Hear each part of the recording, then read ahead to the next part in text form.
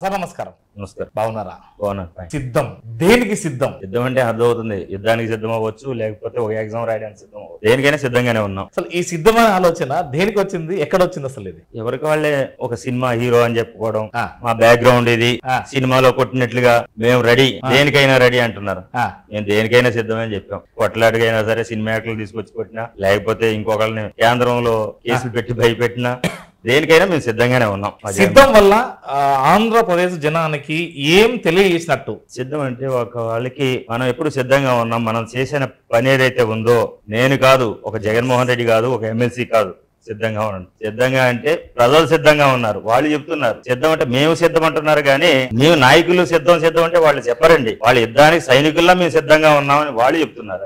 Success అనుకోవచ్చా? 4 సభలు success అనుకోవచ్చా? 10 సభలు అంటే ఒక సభ తర్వాత ఇంకా సభ అప్గ్రేడ్ అయినాయి, కానీ ఎక్కడ ఇబ్బంది, ఫుల్ సక్సెస్ అయినాయి. ఏషియాలోనే టాప్ 1 పొజిషన్ లో సభ జరిగింది. అందుకనే మేము అంటున్నాం, ప్రతి సభ కూడా మేమన్నది కాదు, మీ ఛానల్స్, పెద్ద ఛానల్స్, ఇండియా టుడే గానీ 20 ఛానల్స్ అన్ని కూడా లోకల్ ఛానల్స్. అంత పెద్ద సభ అనేది, సభలు అనేవి ఎప్పుడు జరగలే. 15 లక్షలు పెట్టి సభ చేయడం అంటే ఏషియన్ కంట్రీలోనే పెద్ద సభ అని. జయమంగళ వెంకటనారాయణ గురించి చెప్పుకోవాలంటే చాలా సెన్సేషనల్, లేదా ఎప్పటికీ వార్తల్లో అంటే ఒక రకమైన ఎంగ్జైటీ మీద. అసలు ఏంటి, ఎక్కడ నుంచి మొదలైంది, ఎక్కడికి వచ్చారు అసలు? నేను అనేది ఒక చేపల చెరువులు చేసుకుంటూ, మా నాన్నగారు ఆర్మీ ఆఫీసర్, మా అమ్మగారు, మా నాన్నగారు ఆర్మీలో ఉంటే ఇక్కడ వ్యవసాయం చేస్తా. నేను లోకల్లోనే. మా నాన్నగారు అయితే బయట రాష్ట్రాలకు తీసుకెళ్లి ఏవైతే సైన్స్ స్కూల్లో చదివిద్దామని అనుకున్నారు.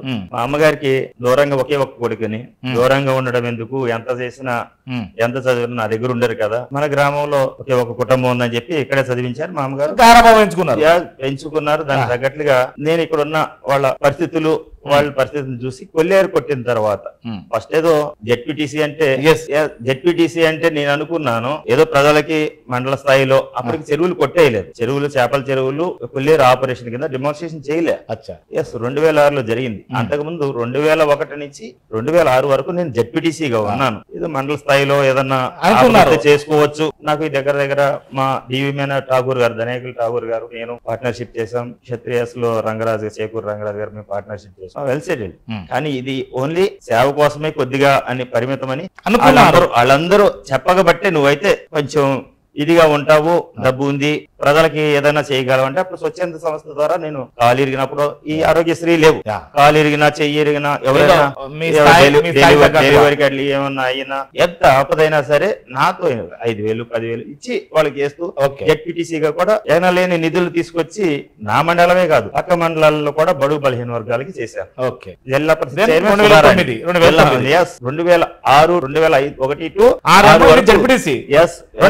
2004 వరకు కూడా మా పార్టీ ఉంది, తెలుగుదేశం. అప్పుడు మా పార్టీ, అప్పుడు తెలుగుదేశం మా పార్టీ ఉంది.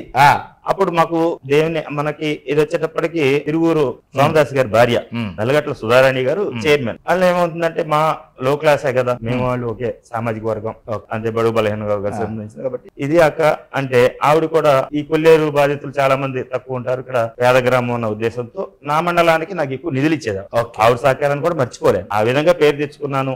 తర్వాత 2004లో కామినేని శ్రీనివాస్, కమ్యూనిటీ పోటీ పడ్డారు. తర్వాత మళ్ళీ నేను అక్కడికి వెళ్ళాను, స్టేట్ సెక్రటరీ కింద తీసుకున్నారు. నాకు సరిపోద్ది అనుకున్నా. ఈ లోపల కొల్లేరు ఆపరేషన్ జరిగింది. కొల్లేరు ఆపరేషన్ జరిగిన తర్వాత మీకు తెలియదే ఉంది, ప్రజలందరూ అలోలక్షణ ఉంటున్నారు. అప్పుడు నేను స్టేట్ సెక్రటరీని, జిల్లా పరిషత్ మెంబర్ని కూడా. అప్పుడు చంద్రబాబు నాయుడు గారు చెప్పారు, వీళ్ళిద్దరు గొడవ పడుతున్నారు, కామినేని శ్రీనివాస్, కమ్యూనిటీ అంటే వీళ్ళని వయామేడిగా నడిపి ఇన్ఛార్జ్ పదవులు తీసుకుని వచ్చేటప్పటికి ఎలక్షన్ దెబ్బకి వచ్చేసరికి కామినేని శ్రీనివాస్ గారు ఇక్కడ ఉంటే రమణకే సీట్ వస్తుందని అనుకున్నారు.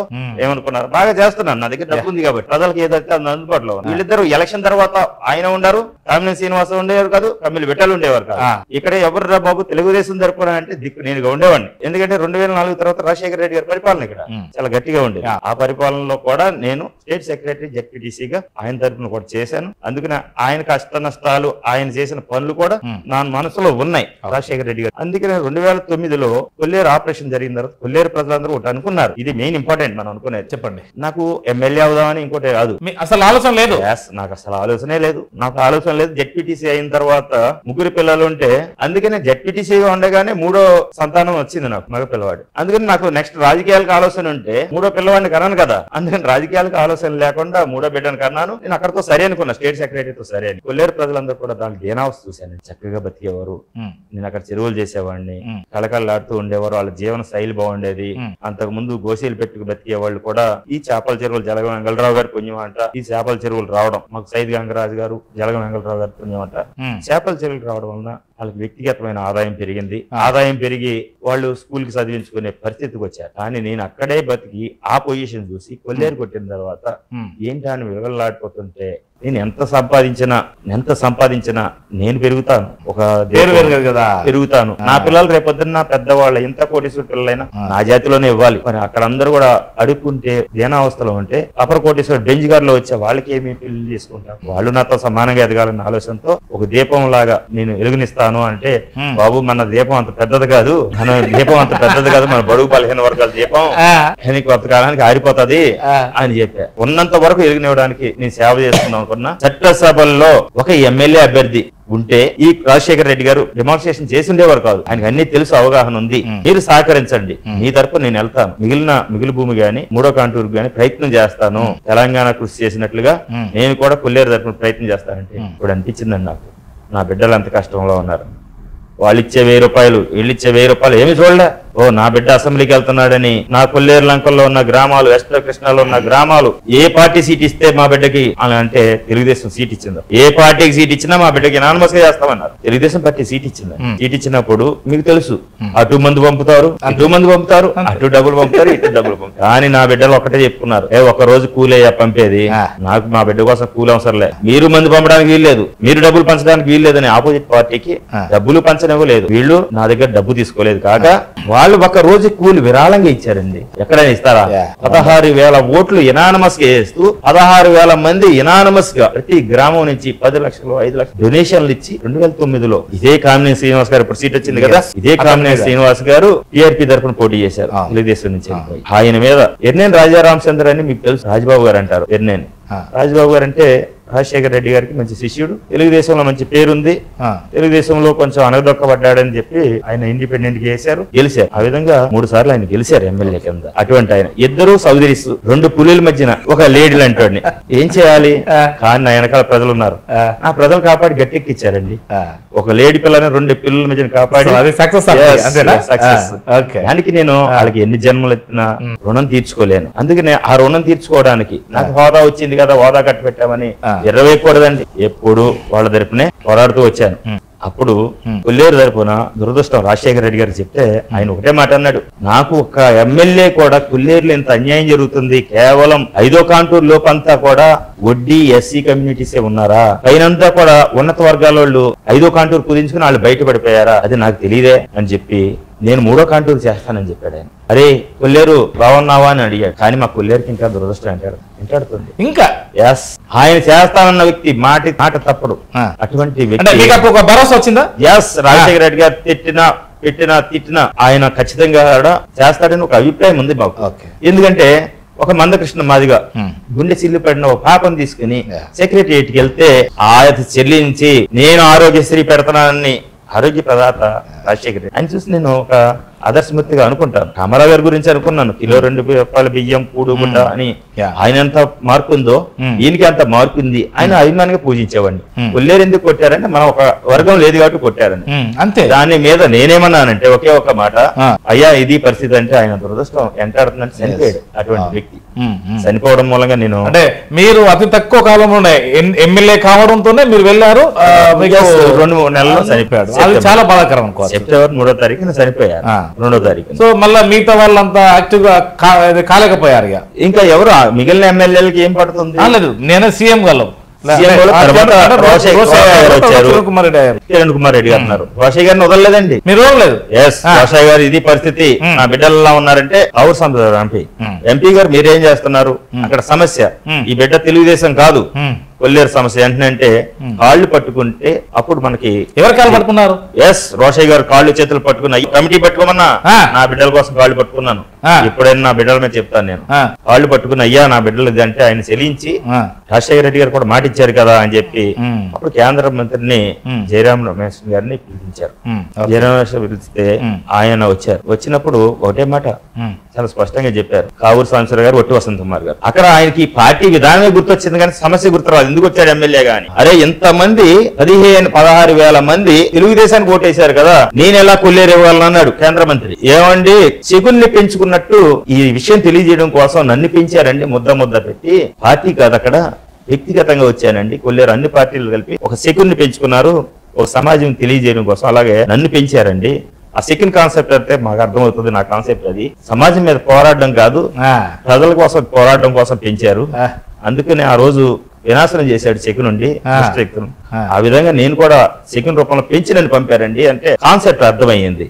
అయితే అప్పుడు నేనన్నా నా పదవే అడ్డు అనుకుంటే నాకు లేరు ప్రజలకి. ఇప్పుడు ఏదైతే ధ్వంసం చేశారో మనిషికి 1.5 ఎకరం గాడికి 3 భూములు ఇస్తున్నాం అటవీ ప్రభుత్వంలో. అలాగే జలవెంగళరావు గారు ఇచ్చారు. ఆ సొసైటీ లాగానే మనిషికి 1.5 ఎకరం గాడికి ఎస్సీలు ఉన్నారు, బీసీలు ఉన్నారు, మైనార్టీస్ ఉన్నారు, వాళ్ళకి ఇవ్వండి అని అంటే ఆ పదవి నేను రాజీనామా చేస్తానన్నాను. ఎవరు చేస్తాడండి? నేను కొల్లేరు ప్రజల కోసం కాకుండా నా స్వార్థం కోసం ఎల్లుంటే వాళ్ళని అడ్డు పెట్టుకుని పెట్టుంటే నేను అనను. 2 సంవత్సరాలు అవుతుంది నాకు. అప్పుడు వెంటనే చెల్లించిపోయారు. సంవత్సరం చెల్లించిపోయి నేను వెంటనే రాస్తున్నానని రిపోర్ట్ రాసి థర్డ్ కాంటూర్ కి ప్రపోజల్ పంపి 7,500 ఎకరాలు చట్టవిరుద్ధంగా ఉన్నాయని వాటి మీద కూడా రిపోర్ట్ రాసి అప్పటి నుంచి ఫైట్ చేస్తున్నాను. తర్వాత ప్రకాష్ జయదేవకర్ని తీసుకొచ్చాను. 2 సార్లు కేంద్ర మంత్రిని తీసుకొచ్చాను. కేంద్ర మంత్రులు ధరించారు. వెంకయ్య నాయుడు గారిని తీసుకొచ్చాము. ఇలా మన అనేక రకాలుగా మన సమస్యలు అన్ని కూడా తెలియజేశాం. వెంకయ్యనాయుడు గారు అంటే తీసుకురావడం అంటే ఈ సమస్య మీద దృష్టి పెట్టించాం. ఆ విధంగా ఆయన కూడా. మరి ఇప్పుడు ఏంటి పరిస్థితి, కొల్లేరు పరిస్థితి? ఎస్, కొల్లేరు పరిస్థితి అంటే ఇప్పుడు తెలంగాణ 73 నుంచి పోరాడుతూ ఉన్నారు. ఇదే సాధించుకున్నారు. నాకు ఈ రోజు 18 అయ్యింది. 18 సంవత్సరాలు. నా బిడ్డలకు నేను ఎప్పుడు అండగానే ఉన్నాను. ఇదే ఎమ్మెల్యే 2014లో కాంప్రమైజ్, 2019లో ఓటమి. చాలా మంచి ప్రశ్న అడిగారు. సిట్టింగ్ ఎమ్మెల్యే మంచి పేరుంది, రైతాంగానికి తప్పనిసి నీటి కొడుతుంటే చేసా. కొల్లేరు ప్రజలు ఉన్నారు, సుప్రీంకోర్టు ఎంపవర్డ్ కమిటీ వచ్చింది. నా కొల్లేరు జీవన కాదు ఇది అన్నాను. నేను ఎమ్మెల్యే ఉన్నా. ఏంటంటే ఇంతమంది 1000 మంది ఉన్నారు, ఎవరు చూసినా మేము అలా బతికేవాళ్ళం ఇలా బతికేవాళ్ళం. అలా కాదని ఒక ఎమ్మెల్యేగా నా బిడ్డల భవిష్యత్తు ఇది అని అప్పటికప్పుడే గోసీ పెట్టుకుని, ప్యాంటు షర్ట్ తీసి గోసీ పెట్టుకుని, మామూలు వల చేతిలో పట్టుకుని ఆ రోజు వాళ్ళ మధ్య నుంచి నడిచి వస్తుంటే ఎంపవర్డ్ కమిటీ అంతా కూడా ఆశ్చర్యపోయారు. ఎవరా అని మీడియా అంతా గుర్తుపెట్టింది. ఏంటంటే ఎమ్మెల్యే గారు ఇదేంటి అందరూ లేచి ఫోటో తీశారు. ఏంటి అంటే మా వాళ్ళు ఎన్నో చెప్పారు. నేను అంటున్నాను పూర్వం పరిస్థితి ఇది. మా ఆ ఎంపవర్డ్ కమిటీ ఏం చూస్తుంది, వీళ్ళందరి దగ్గర నగలున్నాయి, లేకపోతే మంచి పట్టుబట్టలు ఉన్నాయి, మంచిగా ఉన్నారు. కొల్లేరు కొట్టి 1.5 సంవత్సరం అవుతుంది. ఈ బట్టలన్నీ చూసి వీళ్ళు పాడైపోయాయని దెబ్బతిన్నారు అంటున్నారు ఏంటి అని అనుకున్నారు వాళ్ళు. ఇది అర్థం కాలేదు. నేనన్నా ఈ కొల్లేరు చేపల చెరువులు ఉండడం వల్లనే ఈ రోజు పట్టుబట్టలు కట్టుకున్నారు, ఈ రోజు బంగారు నగలు ఉన్నాయి. పూర్వ పరిస్థితి మాది ఇది. ఇప్పుడు కొల్లేరు కొట్టి 1 సంవత్సరం అయింది. ఇంకో 10 సంవత్సరాలు వీళ్ళకి జీవనోపాధి లేకపోతే మళ్ళీ ఇంకో ఓడే వెనక్కి వెళ్ళిపోతారు. ఇదే గోసి ఇదే కర్రా మిలుగుతుందంటే వాళ్ళు ఆశ్చర్యపోయి రాశారండి. ప్రత్యేకించి కమిటీ చేశారు, అజీజ్ కమిటీ చేశారు. అజీజ్ కమిటీ కూడా కొల్లేరులో మిగులు భూమి ఉంది పంచుందని ఆ మాత్రం తీసుకొచ్చిందని నేను కొల్లేరు ప్రజల 14లో కాంప్రమైజ్ ఏంటి అంత చేశాను. రైతుల కోసం ఆమన్యాలు చేశాను. ప్రజలందరూ నా వైపు ఉన్నారు. చంద్రబాబు నాయుడు గారు టికెట్ ఇచ్చారు 9లో. నా మీద ఓడిపోయిన కామినేని శ్రీనివాస్ గారు మళ్ళీ బీజేపీకి వచ్చారు, కాంగ్రెస్ లోకి వచ్చారు. టీఆర్పీ నుంచి కాంగ్రెస్ మళ్ళీ బీజేపీకి వచ్చారు. వెంకయ్య నాయుడు గారిని పట్టుకున్నారు. నాకు నామినేషన్ వేసామన్నారు. సైకిల్ గుర్తు మ్యాండేట్ వచ్చింది, ఇచ్చానండి, వేసాను. వేసిన తర్వాత మళ్ళీ ఆయనతో కూడా బీజేపీ తరఫున నామినేషన్ వేయించారు. వేయించి వెంకయ్య నాయుడు గారితో చెప్పించుకున్నారు, సుజనా చౌదరి గారు చెప్పించుకుని, చంద్రబాబు నాయుడు గారు మాత్రం చెప్పనన్నారు. వీళ్ళందరూ కొల్లేరు వాళ్ళని బతుకులాడితే కొల్లేరు వాళ్ళకి నేను ఒకటే చెప్పాను, ఎట్టి పరిస్థితుల్లో ఒక కొల్లేరే కదండి 9 సంవత్సరాల వ్యవధిలో ఎక్కడైతే మనకి 14 వరకు వచ్చిందో ఈ వ్యవధిలో బయట రైతాంగం గాని పేద ప్రజలు గాని బడుగు బలహీన వర్గాల బిడ్డ లేదు. ఆయన రుచి ఏంటో చూపించాడు. పెద్దవాళ్ళకి అన్నం ద్రాక్ష పండులా ఉండేది. ఎమ్మెల్యే అంటే ఇంత మనకు అందుబాటులో ఉన్నాడు. ప్రతి ఒక్కరు అభిమానం వల్లనే ఈ రోజు మళ్ళీ 2009లో మీరు ఎట్టి పరిస్థితులు ఇండిపెండెంట్ కింద అయ్యింది. ఎంత బ్రతిమాడు అని చెప్తే నేను ఆలోచించానండి, కొల్లేరు కోసం ఆలోచిస్తున్నాను, పేద ప్రజల పైన ఎవరైతే రైతాంగం కోసం ఆలోచిస్తున్నానని. అయ్యా నేను ఒక్కడిని ఎమ్మెల్యే అయితే చాలదు, అధికారం కేంద్రంలో వచ్చేటట్టు కనపడుతుంది. మా బిడ్డలకు నచ్చ చెప్పాను, ఇక్కడ టీడీపీ వచ్చేటట్టు కనపడుతుంది. కేంద్ర ప్రజలు కొల్లేరు ఉంది, నీటి ప్రాజెక్ట్ కావాలా, అయితే పోలవరాలు ఇటువంటి మనకు కావాల్సిన అవసరం ఉంది. దానికోసం మనం ఒకళ్ళని యాగం చేసిన కేంద్ర మంత్రితో సత్సంబంధాలు ఉన్నాయి, వెంకయ్య నాయుడు గారితో సత్సంబంధాలు ఉన్నాయి అన్నాడు. నా మీద ఉన్న కామినేని శ్రీనివాస్ గారు అని చెప్పి ఆ సీటు నా ప్రజల కోసం పదవే కావాలనుకుంటే అప్పుడు నేను చేస్తానా? ఎవరైతే మనకి వర్మ ఉన్నాడు, మోసపోయారనుకోవచ్చా? నన్ను ఎవరు మోసం చేయలేదు. కాంప్రమైజ్ చేసి, కాంప్రమైజ్ కాదండి, ప్రజల కోసం మోసం చేయలే. శ్రీనివాస్ గారు పదే పదే చేతులు పట్టుకోవడం మూలంగా నేను తర్వాత చెప్తాను. అప్పుడు వీళ్ళందరికీ నచ్చ చెప్పి తప్పదంటే కొల్లేరు వాళ్ళు మీరు కాకపోతే ఏంటంటే మా కొల్లేరు బిడ్డలు ఎస్సీలని బీసీలని నాకు చేసినట్లే చెయ్యండి, కేంద్రంలో వస్తుంది, ఈయన ఖచ్చితంగా మంచి పొజిషన్ లో ఉంటాడని చేతులు పట్టుకుంటే 16,000 ఓట్లు ఎలా వేశారు యునానిమస్ గా తనకు కూడా ఇప్పించారు. తనకు కూడా అదే ప్రకారం వేశారు. కమలం గుర్తుకి ఎవరేస్తారండి? మా ఏరియాలో వేయరు, మైనార్టీస్ వేయరు, ముస్లింస్ వేయరు, ఇప్పుడు కూడా లేదు, ఎస్సీలు వేయరు. అటువంటిది నేను బ్రతిమాడితే ముస్లింస్ చేస్తాను. ఎప్పుడు కమలం గుర్తు కనపడితే బలవంతంగా కమలం గుర్తు వేశాను. 16,000 చెప్పినట్లుగా నాకే అన్యాయం జరిగిందని వాళ్ళు అనుకుంటే ఖచ్చితంగా వాళ్ళు రివర్స్ కొట్టారు. ఓడిపోయాడు శ్రీనివాస్. మా వాళ్ళు 16,000 ఓట్లు ఇనానమస్ గా ఎగుబడి. అప్పుడు గట్టెక్కేంత వరకు మాత్రం ఓకే అయింది. నేనేమంటున్నాను, దాని విషయం చెప్తున్నా, అయిపోయింది కదా, అప్పటిదాకా నా మోసం జరగలేదు, నమ్మానండి. అదే మీరు నమ్మారు. మా బాసు, నా పాత గురువు శ్రీనివాస్ గారు ఎమ్మెల్యే చేశాను, అదే మంత్రి కూడా అయ్యాడు, మనకేం పర్వాలేదు, నాకు ఎమ్మెల్సీ ఇస్తానన్నాడు, నేను కూడా సక్సెస్ ప్రతినిధులు ఉంటాను అని చెప్పి ఇద్దరు ఉంటాం కదా అని వచ్చింది. ఎమ్మెల్సీ కింద ఉంటాను, ఆయన ఎప్పుడు కదుపుతాను అని చెప్పి అదే వచ్చింది. తర్వాత మోసపోయాం. నాకు ఎమ్మెల్సీ ఇస్తే అత్తమాలు నిద్ర పట్టినవాడు కొల్లేరంటాడు, ఇటు వచ్చేటప్పటికి పేద ప్రజలకి వ్యవసాయానికి నీళ్లు అంటాడు, చేపల చెరువులకు పండంగి దగ్గర ఎత్తుపోతల పదం అంటాడు అని నాకు ఎమ్మెల్సీ రాకుండా చేశాడండి. గట్టెక్కిన తర్వాత అది మోసం. వాళ్ళ దగ్గర పోరాడతానని వాళ్ళ కోసం ఈ శ్రీనివాస్ గారు ఎమ్మెల్సీ రాలా ఇస్తే సమనాయకత్వం వస్తుంది కదా, ఇది బాగా అర్థం చేసుకోండి. నేనేమంటున్నాను, ఇదే కామినేని శ్రీనివాస్ నాకు ఎమ్మెల్సీ ఇస్తే ఇప్పుడు సమాంతరం కోరుకోడు, సవిత్ పోర్ కోరుకోడు. ఇదే కామినేని శ్రీనివాస్ గారు ఆ రోజు సవిత్ పోర్ అవుతుందని నాకు ఎమ్మెల్సీ రాక నేను పోరాడుతున్నాను కదా, మళ్ళీ ఇంకెందుకు అన్న అభిప్రాయం చేత ఆయన ఎక్కడ మళ్ళా మీరు ప్రజలకి ఏదన్నా పనులు చేద్దామని, వాళ్ళకి పశువుల చెరువులు లేవు, తాగునీటి చెరువులు లేవు, వాళ్ళందరూ మనుగులూరు ఉంది, ప్రపంచంలో తాగునీరు డ్రింకింగ్ వాటర్ ట్యాంక్ లేకుండా ఏముండదు, ప్రొటెక్ట్ వాటర్ ట్యాంక్ ఉండదు, అందరూ లేకుండా ఏముండదు. అటువంటి దళిత గ్రామాలకు కూడా చెరువులు తవ్విస్తామంటే కేసు. ఇదే అధికార పార్టీలో ఉండి 14 నుంచి 19 వరకు ఒక ఇన్ఛార్జ్ గా ఉంటే నా ఇన్ఛార్జ్ పదవి లేకుండా మొత్తం సోలో నేనే, తెలుగుదేశం ఎక్కడుంది, బీజేపీ నేనే ఎమ్మెల్యే, నేనే మంత్రి అని చెప్పి ఇన్ఛార్జ్ పదవులు కోల్పోతే పార్టీని కాపాడేవాడు ఎవడు? పార్టీ నాయకులకి కనీసం మార్కెట్ యార్డ్ పోస్ట్ ఇవ్వలేకపోయా, దేవస్థానం పోస్ట్ ఇవ్వలేకపోయాను, కనీసం నా ద్వారా నిధులు లేకుండా ఇన్ఛార్జ్ ఉంటే కింద ఎప్పుడు ఇన్వాల్వ్ మీ యొక్క అధిష్టాన నాయకులకి మీరు ఎప్పుడు కనీసం కంప్లైంట్ ఇవ్వలేదు? నేను చంద్రబాబు నాయుడుగా చెప్పాను, ఆయన ఏమనేవాడు తెలుసా చక్కగాను, మరి సామాజిక వర్గాన్ని ప్రేమో లేకపోతే ఏమో గాని ఆటో బాగుండేవారు గాని ఆయన అన్నారు ఒకే మాట, కేంద్రం మనకు పోలవరం కావాలి, కొల్లేరు కావాలంటే కేంద్రానికి మనకి మధ్యన వారధి రమణ లోకేష్ గాని చక్కగా దువ్వేవారు. వారధి మనం ఆయనతో మనం డిస్కషన్ పడకూడదు, అయ్యా నా గురించి కాదు, కార్యకర్తలంతా సఫర్ అవుతున్నారు, ఒక పదవి లేదని బాధపడుతున్నారు, పదవి లేని అసమర్థుడి కింద టికెట్ పోగొట్టుకున్నాడు, ఆ పదవులు కూడా పోగొడుతున్నాడు, ఈ నాయకుడిషిప్ మొత్తం పార్టీ పోయేటట్టుగా ఉందనంటే నాకు తప్పదు, వెంకయ్య నాయుడు గారు కావాలి, లేకపోతే ఇంకొకరు కావాలి, మొత్తం మీద వెళ్ళిపోయిన తర్వాత ఈయన పొత్తిపోయింది. పోగానే అరే నాది బీజేపీ, తెలుగుదేశం నాకు సంబంధం లేదు, అమ్మమ్మ మీరు మాట్లాడడానికి స్టేజ్ మీద మీకు సంబంధం లేదు, మీ పార్టీ తరఫున మీరు మాట్లాడుకున్నాం అంటే ఇప్పుడు దాకా తెలుగుదేశాన్ని కాంగ్రెస్ ని ఆయన గిప్పట్లో పెట్టుకుని పిఆర్పీని ఆయన జంప్ అయిపోయాడు మొత్తం. ఆయన మీద ఆయనకే ఉంది కానీ సొంత డబ్బా, ఇక్కడ పార్టీ కేడర్ లేదు, పార్టీ లేదు, చేసింది లేదు అనుకున్నవాడు ఆ కొల్లేరు ప్రభుత్వం మమేకం కావాలి కదా, మమేకం కావాలి, కొల్లేరు బిడ్డ నన్ను పెంచాలా, నా తర్వాత ఇది బీజేపీ శాశ్వతం కాదు, అత్తింటికి వచ్చినట్లే మళ్ళీ వెళ్ళిపోతాం, ఇక్కడ పార్టీ మీద పార్టీ పుట్టిన కానీ ఉన్నావుగా, పార్టీ నువ్వేం పెంచావు 2019 అప్పటి నుంచి ఆ సంవత్సరంలో నేను కాళ్ళు ఇళ్ళు పట్టుకుని మళ్ళీ పార్టీ కేడర్ నిన్నెందుకు నమ్ముతాం, శ్రీనివాస్ ఏమన్నా వేసాం, పని చేయించుకోలేకపోయావు అంటే చేయించుకోవాలంటే అధిష్టానం అండుండాలిగా, నెలలోంచి చేయించుకునేవాడిని నాకు ఎమ్మెల్సీ ఉంటే అధిష్టానం గుర్తించలే, పార్టీ పోయినా పర్వాలేదు. అందుకని చంద్రబాబు నాయుడు గారికి ఈ రోజు కూడా ఎవడో ఏంటో తెలియట్లేదు, అందరినీ పోగు చేసుకుంటున్నాడు. ఎన్ని చేసుకున్నా 2019లో మీరు ఓటమి కావడానికి అలా కారణమైంది. 2019 ఓటమి కావడానికి గల కారణం ఏముంటుంది చాలా స్పష్టంగా చెప్తాను. అప్పుడు దాకా పార్టీని నాశనం చేశాడు ఆయన. 83 రామారావు గారు పోటీ చేసిన దగ్గర నుంచి నాశనం చేస్తూనే ఉన్నాడు. ఇది చెప్తాను నేను. ఓకే, నాశనం చేస్తూనే ఉన్నాడు. ఎవరు వెలిసినా సరే నా ఇమేజ్ దెబ్బతింటది. ఎప్పుడు నేను ఇక్కడ కింగ్ మేకర్ లానే ఉండాలా అని ఎవరు పోటీ చేసినా సహకారం ఉండదు, చేసినట్టు నటిస్తాడు. రాజ్బాబు గారు ఎంతో కష్టపడ్డారు, కమల్ విఠలరావు గారు ఉన్నారు, ఎద్దిరెడ్డి ఆదినారాయణ గారు ఉన్నారు, ఇలా ఎంతో మంది పార్టీ తరఫున తీసుకొచ్చి పెడతారు ఇక్కడ మాట్లాడండి. మళ్ళీ 99లో విజయ నిర్మల్ తీసుకొచ్చి అలా పార్టీని ఎప్పుడు ఆయన డ్యామేజ్ చేసుకుంటూ వచ్చాడు. ఇక్కడే శ్రీనివాస్ గారు అధికారంలో ఉన్నారు. 14 నుంచి 19 వరకు కూడా నేను అధికారంలో ఉండాలి కానీ ఇంకొక ఎమ్మెల్యే ఉండకూడదు.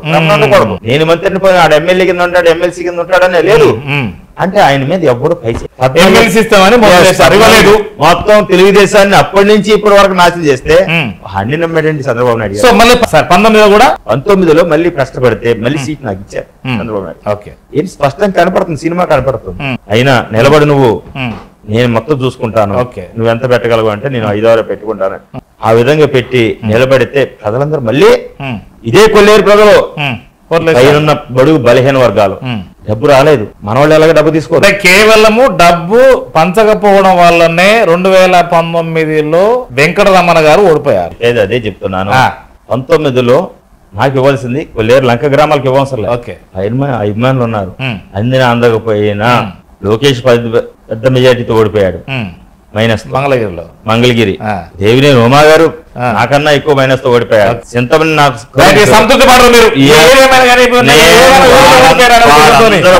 కొల్లి రవీంద్ర మంత్రిగా చేశాడు. నా కొలికి నా ఫ్రెండే ఏరాయాలనుకున్న చింతమనేని ఉన్నాడు. ఆసరేద్లో జిల్లాని శాసించే నాయకుడు దేవినేని ఉమా ఉన్నాడు. వీళ్ళందరూ ఓడిపోయారు. అంతే అపరిమితంగా అధికారంలో ఉండి డబ్బు సంపాదించి పెట్టిన ఎటువంటి డబ్బు లేకుండా ప్రజల అభిమానం మీద కేవలం 9,000 ఓట్లతో ఓడిపోయారంటే డబ్బు లేదు, ఏమీ లేదు. ఎందుకంటే అప్పుడు దాకా ప్రజలు మా బిడ్డ వస్తే బాగుంటదని ఆయన ఆ పట్టులో ఉన్నారు, నా ప్రజలు అదే పట్టుతో ఉన్నారు. అదే విధంగా ఏ ఓటు ఎగిబట్టే ఈ మాత్రం నేను 9,000 ఓట్లతో ఓడిపోయాను. ఇప్పుడు మళ్ళీ బాధపడుతున్నారు. అదే అప్పటి నుంచి మళ్ళీ ఇదేం కర్మ అని తెలుగుదేశం పార్టీ జాయిన్ చేసుకున్నా, లేకపోతే ఇంటింటికి అని చెప్పి తిరిగాం. ఇవన్నీ తిరుగుతూ పార్టీ కార్యక్రమాలు. కరోనా టైంలో నా ఫ్రెండ్ మాలియాదే అని ఉండేవారు. కరోనా సమయంలో టీడీపీ అధిష్టానము ఎవరు కూడా లేరు, అసలు ఎమ్మెల్యే లేరు, ఇక ఉన్న లోకల్ వాళ్ళు అంటే ఆ స్థానికులు మాత్రమే ఉన్నారు, ప్రజలకు ఏం అందుబాటులో లేరు అంటారు. ఇది ఒక ప్రధాన ఆరోపణ వైసీపీది, మీరేమంటారు? అయ్యి ఉండొచ్చు. ఈ నియోజకవర్గంలో టీడీపీ ఇన్ఛార్జిగా నేనున్నాను. నా తల్లిదండ్రులు చనిపోయారు కరోనా తర్వాత. మా నాన్నగారు ఎక్స్ సర్వీస్ మ్యాన్, మా అమ్మగారు చనిపోయారు. చనిపోయిన 2 నెలలకి మా అమ్మగారి మీద బెంగతో మా నాన్నగారు చనిపోయారు ఇదే ఇంట్లో. చనిపోయిన తర్వాత నేను ఇంతకుముందు కుటుంబ సమస్యల మీద బాగుండేది, ఇబ్బంది ఉండేది. ఇదే సమస్య మీద నేను కూడా కుంగిపోయాను. అయినా కరోనా వచ్చినప్పుడు, కరోనా ముందు నేను కరోనా సైతం లెక్క చేయలేదండి. మాస్క్ పెట్టుకుని ప్రతి పేదవాడు ఎక్కడ కరోనా ఉన్న ఆక్సిజన్ అందిందా లేదా, ఆక్సిజన్ సిలిండర్ సప్లై చేయడం, అదే విధంగా భోజనాలు సప్లై చేయడం. నా స్నేహితుడు పైన మారేద్రి, ఆయన కూడా బాగా హెల్ప్ చేసేవాడు. భోజనాలు ఆయన తయారు చేసి మేము పంపకం చేసేవాడు. అప్పుడు అధికార పార్టీ కూడా మేము పంచితే తెలుగుదేశానికి పేరు వస్తుందని పంపకుండా ఆఫ్ చేసిన రోజులు కూడా ఉన్నాయి. ఆయన మాట్లాడారు. నేను అప్పుడు అది పరిస్థితి. అయినా సరే పోలీసు నా మాట వింటారు. నేను డిపార్ట్మెంట్ మనిషిని, ఐడియా ఉంటది. రెవెన్యూ గానీ మిగిలిన డిపార్ట్మెంట్ బాగుంటారు. వాళ్ళ మీద మేము పేద ప్రజలకు సాయం చేసుకుంటా వచ్చి సెటిల్మెంట్ చేస్తారు. పేదవాడి కోసం ఎవరు దిక్కుండదండి. పెద్దవాళ్ళు ఇప్పుడు ముఖేష్ అంబానీ ఉన్నాడు, వాళ్ళ మదరు, వాళ్ళ తమ్ముడు అనిల్ అంబానీ, వాళ్ళు తన్నుకుంటే సోనియా గాంధీ వీళ్ళు ఎంటర్ అవుతారు. అటువంటి వాళ్ళకి మాత్రం పెద్దవాళ్ళు సెటిల్మెంట్ చేస్తారు. పేదవాడికి ఎవరు చేస్తాడండి? పోలీస్ స్టేషన్కి వెళ్ళినా న్యాయం జరగదు, కోర్టుకి వెళ్ళినా డబ్బులు భరించలేడు. అటువంటి పరిస్థితుల్లో పేదవాడి తరపున నేను న్యాయం చేస్తానండి. పెద్దవాడినైనా సరే ధరించి నా బిడ్డలకు ఎవ్వడికైనా న్యాయం చేస్తే నేను నిలబడతా. అది సెటిల్మెంట్ కాదండి, ప్రజలకు న్యాయం చేయడం అంటారు. సెటిల్మెంట్ లో నేను డబ్బు తీసుకున్నట్టుందా? ఆ డబ్బే టీ ఇస్తాను, కాఫీ ఇస్తాను, లేకపోతే దారి సాధ్యం లాంటి తిరిగి పంపిస్తాను కానీ సెటిల్మెంట్ అంటారు. ఎందుకు మరి వైసీపీ ఏం ఆఫర్ చేసింది? అనుకున్న ప్రకారంగా మీకైతే ఇచ్చింది. నేను అనేది వైసీపీ ఆఫర్ చేయడం, నేను ఎంపర్ వెళ్ళలేదు. టీడీపీ టికెట్ కోసం 2009లో కూడా ప్రజల కోసం వెళ్ళింది. ప్రజలు కోరుకున్నారు, ఏ పార్టీ ఇచ్చి. అలాగే 2019 నుంచి కరోనా టైంలో కూడా ప్రజలకు అందుబాటులో ఉండడం. ఆ టైంలో పొలాలు ఎండిపోతున్నా పట్టించుకునేవారు కాదు. ఒక ఊరు నుంచి ఒక ఊరు కంచేసుకున్నారు, ఒక ఇంటి నుంచి ఒక ఇంటికి బ్యాన్. టైంలో కూడా నేను బయటికి తిరిగి ఎవరు చనిపోయినా, ఎవరు వేసినా దూరంగా ఉండైనా సరే పరామర్శించి వాళ్ళకి మనోధైర్యాన్ని ఇచ్చి వచ్చేవాడిని. వాళ్ళకి ఏదన్నా బండి అంబులెన్స్ కూడా పెట్టకపోతే అంబులెన్స్ ఖర్చులు కూడా ఇచ్చి చేసుకున్నారు. ఆ విధంగా రావడం వలన ఇదేమి కర్మరా బాబు అని వైఎస్ఆర్సీపీ మీద నేను బాగా ఫైట్ చేస్తున్నాను, చాలా ఫైట్ చేస్తున్నా. ఇదేం కర్మని వాళ్ళు గడప గడపకి చేస్తే నేను ఇంటింటికని నాగేశ్వర గారు అటైతే ఆయన చనిపోయిన దగ్గరికి వెళ్తే నేను మళ్ళీ చనిపోయిన వాళ్ళు ఎవరైతే ఇల్లు కాలిపోతే ఆయన ఒక 10,000 ఇస్తే నేను కనీసం నాకు తగ్గట్టు ఒక 5,000 ఇవ్వడం అని పేద ప్రజలకు సాయం చేయడం. ఇలాగా ఆయనతో నేను పోటాపడి అప్పటి వరకు కూడా నేనన్నా ప్రజలకు హామీ ఇచ్చా, నేను దీపం వెలిగినంత వరకు మీకోసం ఫైట్ చేస్తా మీకు లీడర్ గా అని. లేకపోతే నాకు 19 ఓడిపోతే మోటాముళ్ళు సర్దుకు పోవాలండి. కానీ నేను నా తల్లిదండ్రులు పోయిన మనోధైర్యాన్ని కోల్పోలే. నా కుటుంబ సమస్యల మనోధైర్యం ప్రజలు కావాలా, ప్రజలకు నాయకుడు కావాలి. ఎవరు చూసినా సరే ఏదో ఇంపోర్ట్ చేసుకున్న క్యాండిడేట్ లాగా వస్తున్నారు, అది కాదని చెప్పి మళ్ళీ పోరాడుతుంటే సర్వే ఉందండి, ఐపాక్ సర్వే అనుకుంటా. ఐపాక్ సర్వే నేను ఇదేమి కర్మ అని ఫిబ్రవరిలో కూడా చేస్తున్నా. ఒక నాగభూషణపురం అని మండలిలో చేస్తున్నా ఇదేం కర్మ అని. అక్కడ ఒక మహిళ అంది, ఇదేం కర్మ అంటే మాకేం కర్మ పట్టలేదయ్యా, ఆ కర్మ మీకే, తెలుగుదేశం వాళ్ళకే. మా జగన్మోహన్ రెడ్డి గారు మాకు అన్ని ఇచ్చారు. కరోనాలో డ్వాక్రా కూడా డబ్బులు కట్టుకోలేకపోతే ఆయన డబ్బులు కట్టి డ్వాక్రా మహిళలందరికీ రుణాలు రద్దు చేశాడు. చదువుకోవడానికి డబ్బులు లేవరా అంటే ఇంగ్లీష్ చదువు చెప్తున్నాడు, కాన్వెంట్ చదువులు 10,000 13,000 రూపాయలు 15,000 రూపాయలు అమ్మఒడికి అంది. మాకేం కావాలి, పెన్షన్ ఇంటికి తీసుకొస్తున్నారు, మాకేం కర్మ పట్ల ఇది చాలు అని అంటే ఇదేం కర్మ అని అటు చూపించిన ఇదేం కర్మ ఫ్లెక్సీని మళ్ళీ ఇటు తిప్పి మా వంక చూపించుకున్నాం. రే ఇలాంకాలు తిరుగుతున్నావు తెలుగుదేశం తరపున, ఇదేం కర్మరా బాబు, జగన్మోహన్ రెడ్డి గారు అడిగినన్ని చేస్తుంటే ఇదేం కర్మ అంటే అటు తిరిగి మీకే కర్మ అని చెప్పింది అని చెప్పి ఆశ్చర్యానికి గురయ్యి అయినా సరే తప్పదు కదా, ఎంతమంది అధైర్యపరిచినా వెళ్తా ఉండాలి కదా, చేసుకుంటా వచ్చాను. ఇంటికి వచ్చేటప్పటికి హార్మోన్ నాగేశ్వర గారు ఫోన్ చేసి ఆల్రెడీ 2-3 ఐటమ్ జరిగినాయి, అయినా సరే ఎదురవుతా ఉంటాయి, చేసుకుంటూ వచ్చాను. నాగేశ్వర గారు ఫోన్ చేసి నువ్వు అర్జెంట్ గా రా అన్నారు. ఆయన నేను 2009లో చేశాం మంత్రిగా. హార్మోన్ నాగేశ్వర గారు నేను కలిపి ఆయన కలిసి నా తరపున మా స్నేహితుడు గుర్రాజు ఉన్నారు, నా అంటే నడిచాడు 19 ఎలక్షన్ అంతకు ముందు. ఆయన నేను కలిపి గుర్రాజు గారు హార్మోన్ నాగేశ్వర గారు అయితే సీఎం గారి దగ్గర తీసుకెళ్తున్నాను, నీకు మంచి ఆఫర్ ఉంది అంటే. నాగేశ్వర గారు అంటే నా గౌరవం, ఎందుకు తీసుకెళ్ళినా ప్రజల కోసం అయితే నాకు ఇబ్బంది ఏముంది, వెళ్ళినంతరానే ఎంగిలెత్తుకుపోదు కదా. నేను వెళ్ళాను. వెళ్ళిన తర్వాత జగన్మోహన్ రెడ్డి గారు చెప్పారు నీ గురించి మంచి రిపోర్ట్ ఉంది, నాగేశ్వరరావుని ఎదిరించావు ఆ రోజు కూడా, అన్ని చోట్ల 15-16% పోతే కేవలం 4% తోనే పోయినావు, నాకు ఇబ్బంది ఏం లేదు, నీకు కొల్లేరు ప్రజల తరపున పోరాడడానికి నువ్వు అందులో ఎంచుకున్నావు, నువ్వు ఆర్థికంగా బలవంతుడు కాకపోయినా సరే ప్రజల కోసం ఆరిపోతున్నావు దీపంగా, అందుకని ఆ దీపంలో సౌరిపోతాను, నీకు ఆరిపోయే దీపానికి సౌరిపోతాను. ఆరిపోయే దీపంలో వచ్చావు, ఆరిపోతున్నావు, బలం ఎవరు ఇవ్వలే, నీకు దీపం నీళ్లు పోస్తా నూనె పోస్తా సమురిపోతానని నీకు ఎమ్మెల్సీ పదవి ఇచ్చి అదే ప్రజలకు నువ్వు సేవ చేసుకొని ఎమ్మెల్సీ పదవి కింద ఒక సమురు. ఇప్పుడు వెలిగే దీపమే జగన్మోహన్ రెడ్డి గారు వెలిగేసిన దీపం, ఆయన కోసం సబురు. అందుకని ఆయన కోసం మేము రుణపడి ఉంటాం, మా ప్రజలందరూ రుణపడి ఉంటాం. నా కొల్లేరు ప్రజలే కాదు, మెట్ట ప్రాంతంలో ఉన్న రైతాంగం కూడా ప్రతి బిడ్డకే న్యాయం జరిగింది. దానికోసం నేను ఈ పార్టీలో అంతేగాని ఎమ్మెల్సీకి ఆఫర్ ఇచ్చారా, ఆయన ముందు పిలిచారా, నేను ముందు అనుకో, నేను అప్లికేషన్ పెట్టలేదు. నా క్యాబినెట్ నా యొక్క ఇది మంచితనం, ఈ బిడ్డ అయితే కష్టము, నాగేశ్వర గారు కూడా ఇబ్బంది అవుతుంది, ఆ బిడ్డను అక్కడి నుంచి తెచ్చుకోండి, అది ప్రజల మనిషి, ఆయన మీకు బ్యాడ్ రాదు, ఎప్పుడు ప్రజల కోసం పోరాడే మనిషి. ఆయన సర్వేలు కూడైపోతుంటే అక్కడ ఆయన ఉంటే నాగేశ్వర గారికి ఇబ్బంది ఉండదు, పార్టీకి ఇబ్బంది ఉండదు, అటువంటి లీడర్ని తెచ్చుకుంటే బెటర్ అని ప్రజల కోసం పోరాడే మనిషి అనే ఉద్దేశం, ప్రజా మనిషి కాబట్టి చంద్రబాబు నాయుడు గారు ప్రజల మనిషి అని గుర్తించలేకపోయాడు, జగన్మోహన్ రెడ్డి గారు ప్రజల మనిషి అని గుర్తించాడు. అంతేగాని ఆయన ఒక రాజకీయ నాయకుడు అనే విధంగా గుర్తించాడు, కానీ ప్రజల మనిషి అన్న విధంగా జగన్మోహన్ రెడ్డి గుర్తు. అందుకు ప్రజల కోసం పోరాడు, ఆయన ఆశయాలు నేను ముందుకు తీసుకెళ్తా. ఆయన ఆరోగ్య ప్రదాత, వాళ్ళ నాన్నగారు ఏదైతే చెప్పారో ఇప్పుడు మనిషికి కుటుంబానికి 5 లక్షలు ఇచ్చింది కాబట్టి అంతే కదా, నన్ను అప్పుడు కూడా చెప్పే భయపడ్డాను కదా నేను, ఇదేం కరమరా అంటే ఇవన్నీ ఇన్ని మంచి చేస్తుంటే మనకేముంటారని భయపడుతూనే ఉన్నా. అయినా పోరాడుతూ ఉండాలి కాబట్టి చేశా, అంతేగాని ఎమ్మెల్సీ వచ్చిందని నేను అంటలే. ఆ రోజు రాజశేఖర రెడ్డి గారిని పెంచుకున్నా ఆరోగ్యశ్రీ పెట్టినందుకు, మరి ఏమి అంతగానే ఏం కావాలి మీకు, అదే అసైన్ చట్టం తీసుకొచ్చినట్టు పెట్టుకున్నా, ఆయనకి పేద ప్రజలకి భూమి ఉండాలి అని దాని గురించి పెట్టుకున్నా రాజశేఖర రెడ్డి గారు. కొన్ని జగన్మోహన్ రెడ్డి గారి గురించి చెప్పేటప్పుడు చాలా స్పష్టంగా చెప్పాను.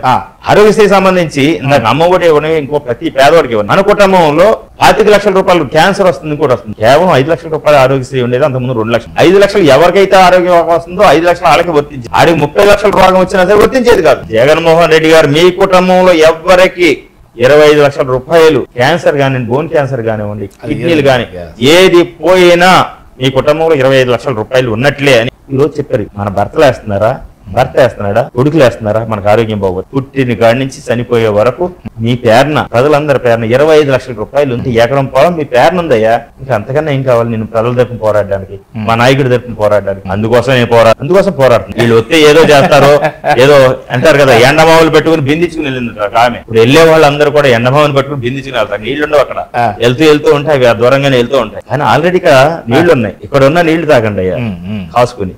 కానీ లేనిపోని నీటి కోసం పెద్ద బిందు పట్టుకుని వెళ్ళొద్దని చెప్పి ఈ రోజు ప్రతి కుటుంబానికి 25 లక్షల రూపాయలు ఉంది కాబట్టి మన పేరున నాకు ఒంట్లో పోతే నా తండ్రి లేదు, నా బిడ్డే లేదు కాబట్టి ఈ రోజు 25 లక్షల రూపాయలు వైద్యం చేయించుకోవచ్చు. అది కదా మన భరోసా. పొలాలు అమ్ముకోవాలి, క్యాన్సర్. ఇక్కడ మీరు 2 పార్టీలో, ఆ పార్టీలో విధానము విద్యా వైద్యం గానీ, ఇప్పుడు వైసీపీలో విద్యా వైద్యం గానీ ఏ విధంగా ప్రజలకు అందున్నాయి అని భావించవచ్చు? నేను అదే అంటున్నాను. ఆరోగ్య విషయంలో అంత బాగా ప్రతి ఇంటికి ఏదైతే ఆరోగ్య సురక్ష అని పెట్టాం, ప్రతి ఇంట్లో టీడీపీ చేయండి, వైసీపీ చేసిందండి. నేను వైసీపీ చేసింది ఇది చేసిందని చెప్పి మేము ఓట్లు అడుగుతున్నాం. ఓకే, ఎస్, మీ ప్రతి ఇంట్లో ఆరోగ్యం బాగోకపోతే డబ్బుని మూలన కూర్చున్న మా వాలంటీర్ తల్లుల చేత, ఆశా వర్కర్ల చేత, ఏఎన్ఎం తీసుకొచ్చి బలవంతంగా వైద్యం చేయించి, వైద్య నిర్ధారణ చేయించిన తర్వాత వాళ్ళు రోగం గుర్తించలే, మేము గుర్తించి పెద్ద హాస్పిటల్ పంపి 20 లక్షల రూపాయల వైద్యం కూడా చేయించాం. ప్రతి ఇంటిని గుర్తించాం. ఒక ఇంట్లో రోగం ఉన్నవాడు అశ్రద్ధ చేసి వైద్యం చేయించుకోకపోయినా మొత్తం రాష్ట్రానికి, దేశానికి అంటుకుంటది. అటువంటి విధానం రాకూడదని నిరంకుశంగా వైద్యం చేయించినట్టే మేము. ఎస్, ప్రతి ఇంట్లో నీ ఇంట్లో రోగం ఉంది క్షయ, నేను వెళ్ళను, అప్పుడు ఖండిస్తాను, కుదరదలా ఉన్నా సరే అది గుర్తించాం మేము. అది తెలియట్లే, ఆ విధంగా వైద్యం చేశాం. విద్య ఉంది, విద్య విధానంలో మేమున్నామండి. హాస్టల్లో పురుగులు పట్టిన అన్నం తిన్నాం. మీ బీసీ హాస్టల్లో చదివా, పుస్తకాలు ఉండేవి కాదు, బట్టలు ఇచ్చేవారు కాదు, అనేక రకాల ఉంటే. ఇంగ్లీష్ ఇప్పుడు దాకా నాకు రాదు, 10వ తరగతి ఇంగ్లీష్ రాదు, ఇంగ్లీష్ మాట్లాడడం రాదు, ఇంటర్మీడియట్ చదివాను, ఇంగ్లీష్ రాదు నాకు. ఇప్పుడు 6వ తరగతి కదా, ఎంత పుస్తకం ఇచ్చేవారండి 6వ తరగతి. అది తెలుగుదేశం యొక్క విద్యా విధానం. జగన్మోహన్ రెడ్డి గారు వచ్చారు, వాళ్ళ పిల్లలు మాత్రమే కాన్వెంట్ లో చదువుకోవాలా, నా పిల్లలు చదవకూడదు, నా పిల్లలు అంటే నా పేద పిల్లలు చదవకూడదు అని ప్రతి పిల్లోడికి ఇంగ్లీష్ లో మాట్లాడుతున్నారండి. చంద్రబాబు గారు తెలుగే రానులకు ఇంగ్లీష్ ఇప్పుడు ఎందుకు అన్నారు? లోకేష్ తెలుగు రాదు, రాసుకుని చదువుతాడండి. అంటే వాళ్ళు ఇంగ్లీష్ లో అప్డేట్ వ్యాపారం చేసుకోవచ్చు. మీరు ఎప్పుడు కూడా మంచి బట్టలు వేసుకుంటే మీరు యజమాని కింద ఎందుకుంటారు, మేము పాలేరు కింద ఎందుకుంటాం. అందుకనే మేము పాలేరు పిల్లలు పాలేరు లాగానే ఉండాలండి. మీతో పలంగా ఎదిగితే కనుక మాకు వాట్సాప్ మేము, మీరు ఎప్పుడు మాకు ఎప్పుడు కూడా ఎరా అంటే పలకాల, అయ్యా అని టవల్ తీసుకుని చేతితో పట్టుకుని రండి. వాళ్ళ ఉద్దేశం అదే అండి. జగన్మోహన్ రెడ్డి అలా కాదు, అందరితో సమానంగా, మాతో సమానంగా ప్రతి ఒక్కరికి విద్య. టిప్పర్ డ్రైవర్ కూడా టికెట్ ఇచ్చి చట్టసభల్లో మీ తరపున, కార్మికుల తరపున, డ్రైవర్ సంఘాల తరపున పోరాడని చెప్పి టిప్పర్లు వాళ్ళకి ఇచ్చాడండి. టిప్పర్ డ్రైవర్ ఇది చంద్రబాబు నాయుడు గారు మీకు ఎవరు దొరకపోతే ఒక టిప్పర్ డ్రైవర్ కి ఇస్తారా అని ఏం లేదా? సంచార జాతులను కూడా గుర్తించి ఎంపీ చేశారు. అలాగైతే ఇండివిజువల్ గా పోటీ చేస్తే ఆ కుల బలం ఉండదు, ఆర్థిక బలం ఉండదు. వాళ్ళ సమస్య ఎవరు తీసుకెళ్తారు? వాళ్ళని ఎంపీ చేశాడు. డ్రైవర్లు, కార్మికుల సమస్య ఎవరిని తీసుకెళ్తారు? అందులో కష్టపడే వాళ్ళని తీసుకెళ్తారు. దానికి సంబంధించి ఎమ్మెల్యే టికెట్ ఇచ్చారు. అంతేగాని వాగు నీలాంటి వాళ్ళు చాలా మంది రెడ్డి కమ్యూనిటీ వాళ్ళు ఉన్నారు, ఉన్నత వర్గాలు ఉన్నారు, ఆ సమస్యలు ఎత్తుతారు. రెడ్డి కులాలకు సంబంధించి, ఈ సంచార జాతులకు సంబంధించిన సమస్య, లారీ డ్రైవర్లకు సంబంధించిన సమస్య ఎలా ఎత్తుతారు? అదే విధంగా నాకన్నా పవర్ఫుల్ క్యాండిడేట్ ఇక్కడ ఉన్నాడు, ఎమ్మెల్సీ, 50-60 కోట్లు పెట్టి కొనాలా. ఒక కొల్లేరు సమస్య ఎవరు ఎత్తుతారు? కొల్లేరు బిడ్డ ఉన్నాడు, వారికి ఎమ్మెల్సీ ఇస్తాను, నాకు ఎమ్మెల్సీ ఇవ్వడం తప్ప అని అడుగుతున్నా చంద్రబాబు నాయుడు అడుగుతున్నా నేను. చంద్రబాబు నాయుడు విధానం నచ్చగా ప్రజలకు న్యాయం జరగదు, ఇక్కడైతే న్యాయం చేస్తాడు. 2014లో మోసపోయాము, ఏసీ మోసపోయాం, ఏం కాదు ప్రజలందరూ మోసపోయాం. మళ్ళీ ఇప్పుడు మళ్ళీ తగుదనమ్మా అని చెప్పి 19లో ఓడిపోతానని చెప్పి మళ్ళీ ఇప్పుడు గెలిచిపోతానని సర్వే చెప్పినా కదా. ఇండిపెండెంట్ గెలిపించిన మంచి చైతన్యవంతమైన నియోజకవర్గం కైకలూరు నియోజకవర్గం. ఇందులో నీ పప్పులేమో. మీన ఎమ్మెల్సీ విషయానికి వస్తే అసలు ప్రాధాన్యత లేని ఎమ్మెల్సీ, పవర్ లేని ఎమ్మెల్సీ పదవి అంటారు. ఇది పెద్దల సభ, నిజంగా అలానే ఉందా లేదన్నా ఏమన్నా కాస్త మనము ఆ పవర్ ను ఉపయోగించుకొని మన పవర్స్ ను, ఫంక్షన్స్ ను ఇంప్లిమెంట్ చేయవచ్చునా? అంటే ఈ నియోజకవర్గానికి హెడ్ ఎవరండి? ప్రథమ పౌరులు ఎమ్మెల్యే గారు. ఎమ్మెల్యే అది కూడా నేను చేశాను. ఎమ్మెల్యే ఉంటాడు. ఎంపీ ఎవరండి ఈ నియోజకవర్గానికి? ఎక్కడైనా ఆయన ప్రోటోకాల్ ఓన్లీ ఎంపీ నియోజకవర్గం. ఆయన ప్రాధాన్యత ఏంటి? ఆయన 10 మంది పోస్తే అంటారు. నియోజకవర్గం పోతే ఆయన అయినా సరే ఎమ్మెల్యే, ప్రోటోకాల్ ప్రకారం ఎమ్మెల్యే అడగాల్సిందే. ఎంపీ కూడా, ఎమ్మెల్సీ కూడా అంతే. అది కాన్స్టిట్యూన్సీ వస్తే నేను state leader, assembly constituency. MLC అనేది పవర్ఫుల్ ప్రోటోకాల్ ప్రకారం. ఎస్, నేననేది ఎథిక్స్ కమిటీ ప్రకారము ఎంపీ తర్వాత మేముంటాం, మా తర్వాత ఎమ్మెల్యే ఉంటారు. ఎమ్మెల్యే తర్వాతనే కలెక్టర్ లేకపోతే ఎస్పీ ప్రోటోకాల్ లో. అంతే, నేను ప్రోటోకాల్ లో టాపర్నండి. వినియోగించుకోవాలి, ఉపయోగపడుతుంది. దేనైనా చిరిగిపోయిన చెత్త కాగితాన్ని కూడా తిరిగి మళ్ళీ మంచి అట్టముక్క కింద తయారు చేసుకోవాలి. ఈ సంవత్సర కాలంలో ఏం సాధించారంటే ఏం చెప్పారు? ఎమ్మెల్సీగా నాకు సంబంధించి నా బిడ్డ మోషన్ రాజు గారు, ఆయన జగన్మోహన్ రెడ్డి గారు ఇచ్చిన ఒక మంచి ప్రతిమ, ఒక విగ్రహం లాంటి వాడు. అటువంటి ఒక విగ్రహం మాకుందండి అక్కడ. ఆయన చెప్పా ఈ అసైన్ సమస్య ఏవైతే ఉందో 22A దానికి సంబంధించి అసైన్ ల్యాండ్ వాళ్ళు అందరూ ఇబ్బంది పడుతున్నారు, దాన్ని మన ప్రభుత్వం ఇచ్చింది, ఆ జీవోని మనం సవరించి పేదవాళ్ళకి చేయాలని పోరాడా. కొల్లేరు ప్రజల తరపున పవర్ కాంటూర్ కి మిగిలిన 7,500 కోసం పోరాడమని చెప్పాను. ఉపయోగించుకోవాలి కానీ మనలో అసమర్థత అంటాం కదా. ఇక్కడ ఏంటంటే వాళ్ళ మీద గెలిచారు, వాళ్ళ మీద ఓడిపోయారు. ఇప్పుడు ఓడిపోయిన వాళ్ళతో మీరు జత కట్టారు. ఎలా ఉంది మీ యొక్క ప్రచారం అంతా? నేననేది గెలిచాను ఓడిపోయిన అభ్యర్థి అని అంటే ఎమ్మెల్సీ ఇచ్చేటప్పుడు మీరు అందరూ అంటున్నాను, కామినేని శ్రీనివాస్ గారు ఎమ్మెల్సీ ఇస్తే సభతి ప్రేమ ఇద్దని ఆయన ఇవ్వాల. జగన్మోహన్ రెడ్డి గారు ఎమ్మెల్సీ ఇచ్చేటప్పుడు స్థానిక ఎమ్మెల్యేని అడగాలి.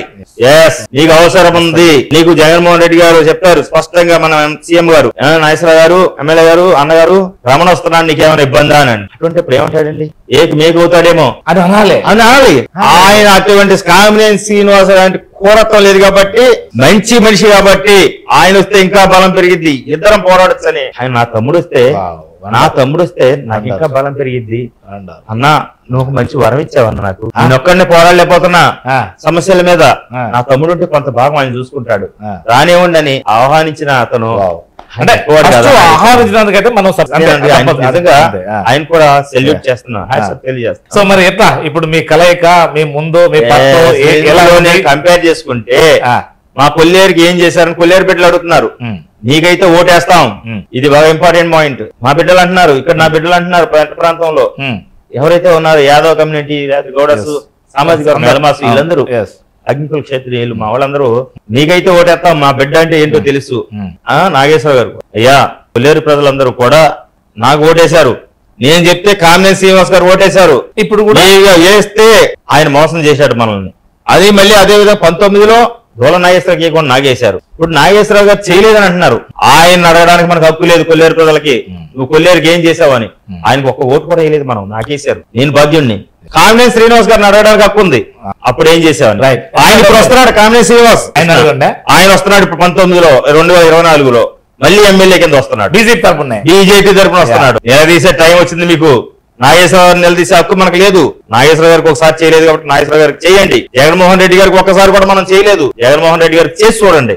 అటు టీడీపీకి చేశాం, చంద్రబాబు నాయుడుకి, ఇటు కామినేని శ్రీనివాస్ చేశాం, మళ్ళీ ఎందుకు చేయాలి? వాళ్ళు ఏమైనా చేశారా అని అడుగుతున్నాను నేను. చేయలేదు. నాగేశ్వరరావు గారు కూడా చేయలేదు అంటే నాగేశ్వర గారు మనం ఓటు వేయలేదు. ఇప్పుడు ఏంటి, ఎమ్మెల్సీ ఇచ్చారు, ఎమ్మెల్యే చేశారు, నాకు సీట్ బాధ్యత.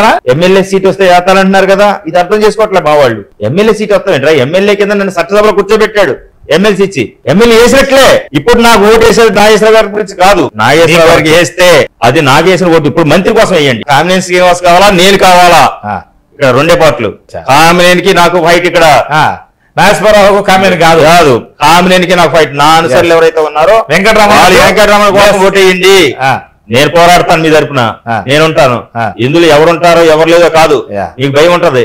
ఈ వెనకాల వెళ్తున్నాం అనుకుంటే నేనుంటాను ఇంకొక 5 సంవత్సరాలు, అవుతాను నేను. అది వాస్తవం. వచ్చేది గవర్నమెంట్, నమ్మని నన్ను. అదే విధంగా మంత్రి అవుతాడని ఆయన సహకరించాం, ఆయన మోసం చేశాడు. ఇక్కడ ఒక ప్రధాన అంశం ఇది. వాస్తవానికి దాదాపు మేధావుల ఆలోచన విధానంలో ఆయా కుల సంఘాలు కావచ్చు, రకరకాలు కావచ్చు, మాకు 50% మా జనాభా నిష్పత్తి కావాలంటారు.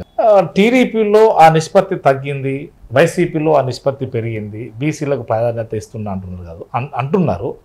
ఇది నిజమా కాదన్నది నెంబర్ 1. నెంబర్ 2, నిజంగా ఒకవేళ బీసీలకు కనుక పెద్ద పెట్టేస్తే ఇప్పుడు కలిసి వచ్చే అవకాశాలు ఉన్నాయా? మాకు ఎందుకు సీట్లు ఇవ్వరు అన్నటువంటి మైకుల ముందు నిలబడి ఆయా పార్టీలో ఉన్నటువంటి నాయకులు, కుల సంఘాలు ఇప్పుడు మీతో కలిసి వచ్చే అవకాశాలు ఉన్నాయా? అలాంటి ప్రతిపాదన ఏమన్నా ముమ్మరమైందా?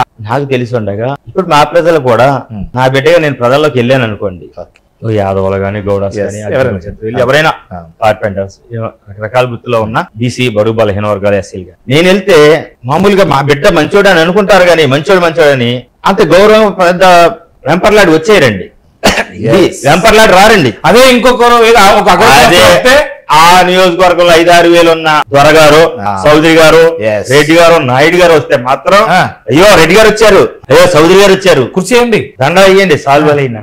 వాళ్ళకన్నా నేను ముందు ఎమ్మెల్యేనే, వాళ్ళని కూడా ఓడించిన నన్ను ఎందుకు గుర్తించారు? నేను మీ తరఫున పోరాడేవాడినే, నన్ను ఎందుకు గుర్తించారు? అంటే వదిలేసి వెళ్ళిపోయిన అతను ఎందుకు? ఇది అంతా ఉంది ఇట్లనే, ఒక వెంకటరామ దగ్గరనే కాదు ఇక్కడ ఆవేదన అది. నా ప్రజలు మీ బిడ్డను మీరు గుర్తించండి. ఆ రోజు అంబేద్కర్ మన కోసం 24% దళితులకి రిజర్వేషన్ ఇస్తే దళిత ప్రజలు ఓడించారు. ఏమి మనం అందరం అంటున్నా, నేను మన కోసం పోరాడిన అంబేద్కర్ ని ఓడించాం. అలాగే మీ బిడ్డను మీరు గుర్తుపెట్టుకోండి. మీరెందుకు గెలిపించారో, ఎవరికో ఊరికం చేయడం ఎందుకు? మనం మీ బిడ్డను మీరు గెలిపించుకోండి. ఏ పార్టీలో అయితే మీకు సముచిత స్థానం ఇచ్చారో ఆయా కుల సంఘాలు ఇప్పుడు ఒకటి కావాల్సిన అవసరం ఉందా లేదా? పార్టీలు అసంఘటిత సామాజిక వర్గం ఉంటుంది, అసంఘటిత సామాజిక వర్గం ఉంటుంది. ఆ పార్టీలో ఈ పార్టీలో ఉంటారు. ఎగ్జాంపుల్ మా డి కమ్యూనిటీ చేస్తుంది, తెలుగుదేశానికి కాంగ్రెస్ మా బిడ్డ వచ్చాడని చెప్పి యునానిమస్ గా ఆ పార్టీ ఈ పార్టీ వేశారు. అలాగే అన్ని పార్టీలు ఆలోచించండి. జగన్మోహన్ రెడ్డి పేదవాళ్ళకి టిప్పర్లు కార్మికులందరూ కూడా జగన్మోహన్ రెడ్డి గారిని 50% ఇచ్చానని తానే చెప్తున్నాడు. ప్రతి సామాజిక వర్గం నుంచి 56 కార్పొరేషన్లు ఏర్పాటు చేసిన కూడా తానే చెప్పిండు. డబ్బు లేకపోయినా ఇచ్చాడు. నా సామాజిక వర్గం డబ్బు లేదు. ఎస్, కార్పొరేషన్ లో భాగం అయితే చట్టసభ ప్రతినిధి కింద ఎన్నుకోవడం ప్రతి సామాజిక వర్గం ఇచ్చాడు. అందుకని జగన్మోహన్ రెడ్డి గారు తరఫున నేను నీతి నిజాయితీ పరుని కాబట్టి ప్రజల డబ్బు కోసం 5 కోట్లు ఇచ్చి జగన్ కొనుక్కున్నాడనో, 10 కోట్లు ఇచ్చి ఎమ్మెల్సీ కొనుక్కున్నాడనో, లేకపోతే నేను అమ్ముడుపోయానో, లేకపోతే ఇప్పుడు కామినేని శ్రీనివాస్ గారికి అమ్ముడుపోతాడంట, ఆ సామాజిక వర్గాన్ని తాగాటు పెట్టుకుంటారంట. వీళ్ళు అనేది ఒకే ఒక మాట. అటువంటి అవినీతి పరునైతే ఎప్పుడో తాగాటు పెట్టి కామినేని శ్రీనివాస్ 14లో నేను నీకు త్యాగం చేస్తున్నా, నాకు 5 కోట్లు అని అడిగి తీసుకునేవాడిని, అమ్మేసుకునేవాడిని. అప్పుడు ప్రజలను తాగాటు పెట్టినట్టే తల్లి తండ్రుల పిల్లలను తాగాటు పెట్టేసి. ఇక్కడ ప్రధానంగా ఏంటంటే ఇప్పుడు అసలు ఇది రాక్షస పాలన అంతమొందాలి. అసలు రాక్షస పాలన అనడానికి గల కారణాలు ఏంటి? ఇందుకు చంద్రబాబు గారిని కానీ, తర్వాత అటు పవన్ కళ్యాణ్ గారు కానీ, మోడీ గారు ఏమనట్లేదు, జస్ట్ మాకు ఓటేయమని ఆయన అంటుండే కానీ ఆయన ఏమి వ్యతిరేకత లేదు. మరి వీళ్ళిద్దరు ప్రధానంగా ఎందుకు దుమ్మెత్తిపోతున్నారు అనుకోవచ్చు మీ పార్టీ మీద? ఇప్పుడు ఏమవుతుందంటే, ఒక దొంగ వెళ్తా ఉంటారు, వెళ్తా ఉంటే రే దొంగనా కూడా వెళ్తున్నాడు రా అంటే వాడు వెళ్ళేవాడు దొంగ కాదు, అరే నేను దొంగ కాదే అని చెప్పి వాడు వెళ్ళిపోతాడు.